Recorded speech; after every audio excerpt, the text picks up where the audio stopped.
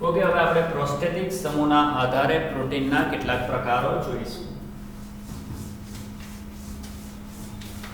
Heading લગાવી દઈશું prostatic સમૂહને આધારે પ્રોટીનના પ્રકારો. તમે લોકોએ જોયું હશે અથવા તો તમે લોકો ટેક્સ્ટ બુકની અંદર જોશો આગળ કે સામાન્ય રીતે પ્રોટીનનું જે બંધારણ છે તે 4 ભાગમાં વહેંચાયેલું છે: પ્રાથમિક, દ્વિતીયક, તૃતીયક અને ચતુર્થક. એનું બંધારણ છે. અહીંયા જે આપણે જોવા જઈ રહ્યા છે તે પ્રોસ્ટેટિક સમૂહને આધારે છે. પ્રોસ્ટેટિક સમૂહને આધારે આપણે પ્રોટીનને કઈ રીતે ડિવાઈડ કરેલું છે. તો હેડિંગ મારીશું પ્રોસ્ટેટિક સમૂહના આધારે જટિલ પ્રોટીનના પ્રકારો.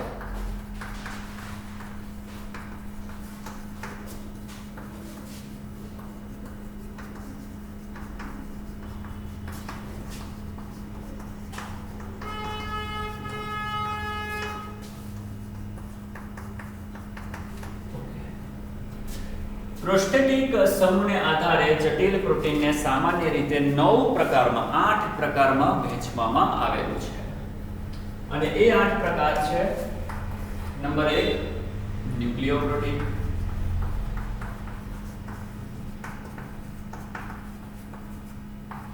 Number 2 chromoprotein, number 3 લિપોપ્રોટીન,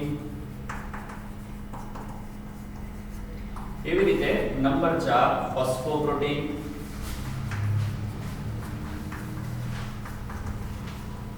number 5 lecithoprotein, number 6 metalloprotein, number 7 glycoprotein અને નંબર 8 મ્યુકોપ્રોટીન.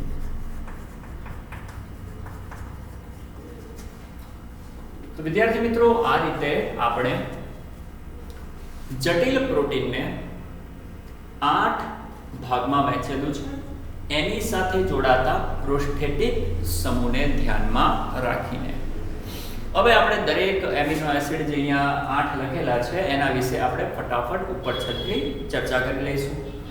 કયા પોઈન્ટ એમાંથી જે કયા પોઈન્ટ છે કે જે નીટ માટે જરૂરી છે, ખાસ કરીને આપણે તેના વિશે ચર્ચા કરી લઈશું.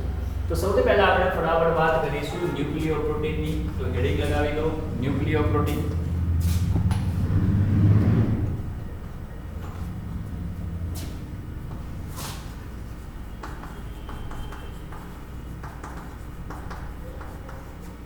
વિદ્યાર્થી મિત્રો, ન્યુક્લિયોપ્રોટીનની અંદર જે પ્રોસ્ટેટિક સમૂહ છે એ ન્યુક્લિઇક એસિડ છે. આમાં પ્રોસ્ટેટિક સમૂહ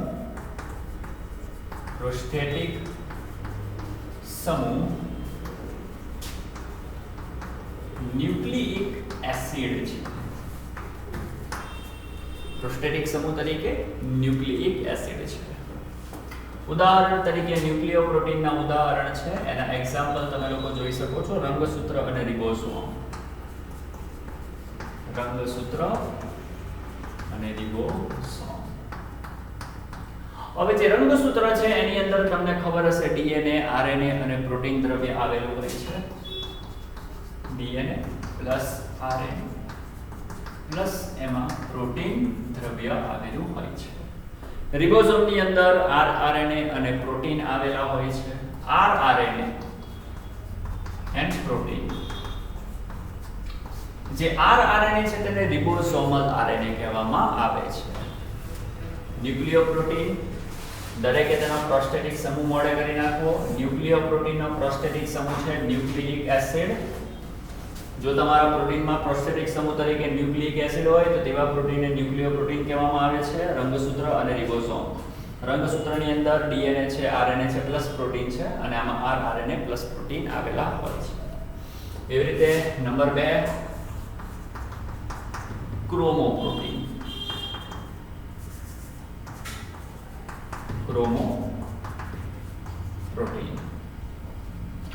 ક્રોમોપ્રોટીનની અંદર તમે લોકો ચેક કરો તો પ્રોસ્ટેટિક સમૂહને હું શોર્ટમાં PS લખી નાખું. ઓકે, પ્રોસ્ટેટિક સમૂહ એટલે કે હવે તમારે સમજવાનું PS. થઈ ગયો તો મૂકી દેજો. તો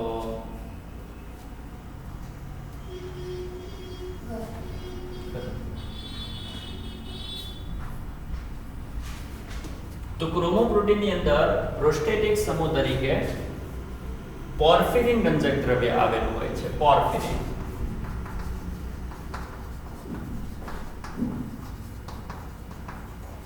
પોર્ફિરિન રંજક દ્રવ્ય તેમાં પ્રોસ્ટેટિક સમૂહ તરીકે આવેલું હોય છે.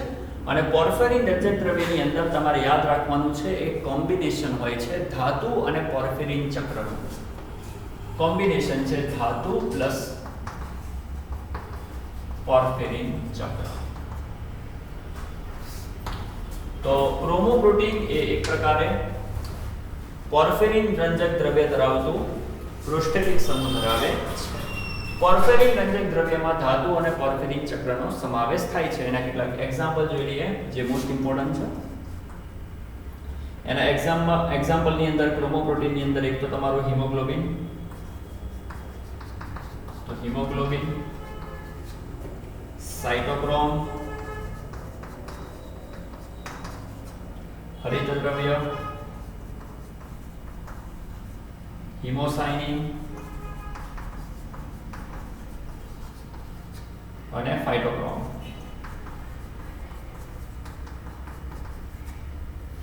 આ એના એક્ઝામ્પલ છે. હિમોગ્લોબિનની અંદર તમે લોકો જોવા જાઓ તો ધાતુ તરીકે તમને ખબર હશે કે Fe આવેલું છે. સાઇટોક્રોમની અંદર ધાતુ એમાં પણ Fe છે. હરિતદ્રવ્યમાં આપણે બધા જાણીએ છીએ મેગ્નેશિયમ છે. હિમોસાઇનિનની અંદર તમને ખબર હશે કોપર છે. અને જે ફાઇટોક્રોમ છે એની અંદર તમે લોકો ચેક કરશો તો બિલિન, પાયરોલિન અને બીજી એક વસ્તુ ખાસ મોડે કરો કે આ જે ફાઇટોક્રોમ છે ને એ ફાઇટોક્રોમ એની અંદર એક તો ખાસ એટલા માટે યાદ કરવાનું છે કારણ કે નીટ એનો જે સેકન્ડ પાર્ટ હતો 2016 માં એની અંદર આ વસ્તુ પૂછાઈ ચૂકેલી છે. એટલે આ વસ્તુ ખાસ તમારે કરવાની છે. અને કઈ રીતે ધ્યાનથી સાંભળજો. જે ફાઇટોક્રોમ છે તેનો રંગ તમારે મોડે કરવાનો. એનો જે રંગ છે એ છે વાદળી અથવા તો લીલો. વાદળી ઓર લીલો. અને બીજું કે તેની અંદર આવેલું છે બિલિન. બિલિન દ્રવ્ય એક વિશિષ્ટ પ્રકારનું દ્રવ્ય, તેને તમે બિલિન દ્રવ્ય કહી શકો છો. અને તેમાં પાયરોલ રિંગ આવેલી છે. ઓકે, તો આને ખાસ મોડે કરજો. એવી રીતે હું તમને આના પણ રંગ લખાવી દઉં. હિમોગ્લોબિન રંગ લાલ, આમાં પણ તમે લોકો લાલ રંગ લખી શકો. લીલો હોય તો બધાને ખબર જ છે હરિતદ્રવ્ય. અને હિમોસાઇનિન એનો રંગ વાદળી હોય કોપરને કારણે. તો બોલો આટલી વસ્તુ ક્લિયર થઈ ગઈ. ક્રોમોપ્રોટીન એના 1 2 3 4 અને 5 નામ મોડે કરો. એની અંદર કઈ કઈ ધાતુ છે તે મોડે કરો. સાથે સાથે તે લોકોના તમારે રંગ પણ યાદ રાખવાના છે. અને આ જે છે તમને પૂછાયેલું છે, મેં તમને ફરી કહી દઉં, આ વસ્તુ તમને લોકોને આગળ પૂછાયેલી છે. બરાબર? એટલે આમાંથી પણ કોઈ MCQs કાઢીને તમને લોકોને પૂછી શકે છે. હવે આપણે આગળ વધીએ. ત્રીજાની વાત કરીએ, લિપોપ્રોટીન.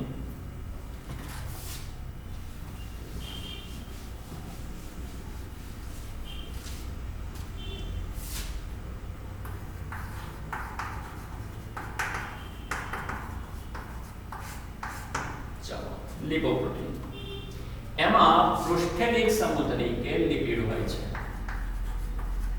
લિપિડ એ તમારું